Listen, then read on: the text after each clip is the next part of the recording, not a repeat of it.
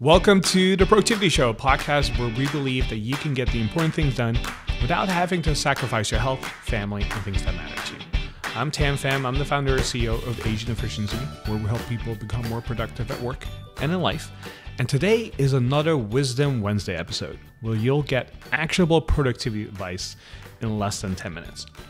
Now, today's topic is about having a shutdown ritual. What if you can invest 90 minutes to get 8 hours of productivity? Would you take that deal? Now, when I ask that question, most people would say, absolutely, yes, I would do that.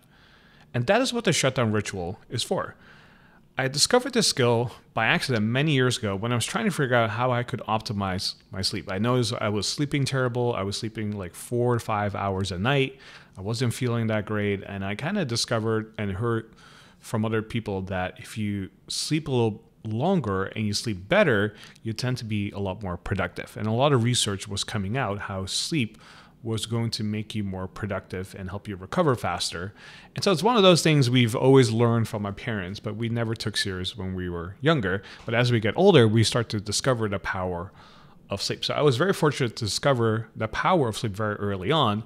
But then I had trouble figuring out, how do I actually sleep consistently at the right time? How do I make sure I get great quality of sleep every single night?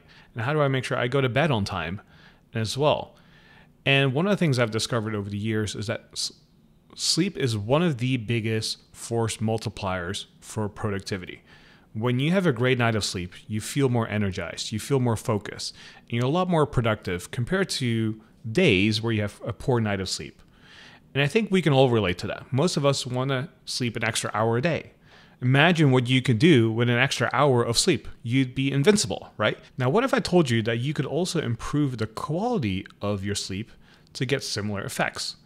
So you sleep the same amount of hours like you do now, but your quality of sleep goes up. This means you have deeper and more restful sleep where you're not tossing and turning, waking up in the middle of the night, and waking up feeling groggy. Well, you can have both over time. And that is the power of a shutdown ritual. Think of it as like a wind down routine at the end of the day. I want you to take the last 90 minutes of your day to focus on your shutdown ritual. This is where you wind down, call it a day, and prepare yourself for a great night of sleep so you wake up feeling energized and productive. What I recommend people do is 3 things.